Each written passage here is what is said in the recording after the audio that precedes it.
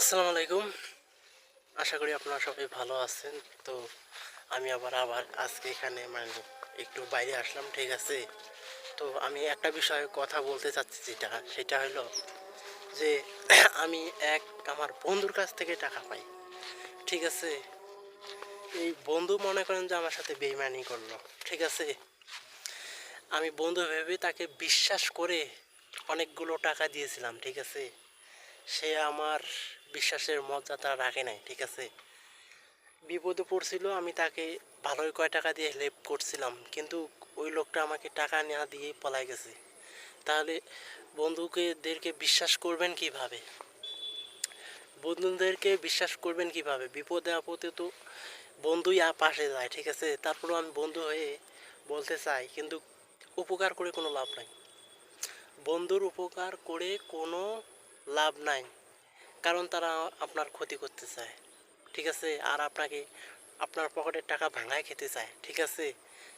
আমাকে ওইভাবে ভাঙায় খাওয়ার চেষ্টা করা হয়েছিল, কিন্তু আমি অতটা পাত্তা দেই নাই।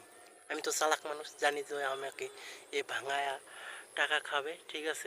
ভাঙায় খাবে দেখে, ঠিক আছে, আমি তাকে পাত্তা দিই নাই। পাত্তা না দিয়ে আমি ফাঁকে চলে গেছি, ওর থেকে আমি অনেক দূরে চলে গেছি, ঠিক আছে? বন্ধুরা হলো শয়তানের হাড্ডি এবং শয়তানের গোড়া, ঠিক আছে? বন্ধুরা বিশেষ করে এজন্য বন্ধুর পাশে কখনো যাবেন না। বন্ধু হলো ঘরের শত্রু, বাইরের শত্রু, সব জায়গারই শত্রু, ঠিক আছে? বন্ধু আপনাকে কখনো আপনাকে ভালোবাসবে না। আপনি তাকে ভালোবাসবেন, কিন্তু সে আপনাকে ভালোবাসবে না এবং আপনার মর্যাদাটা দিতে পারবে না। সে আপনার মর্যাদাটা দিবে না। কেন? কারণ সে হলো মানে কি বলবো, ভাষা পাইতেছি না।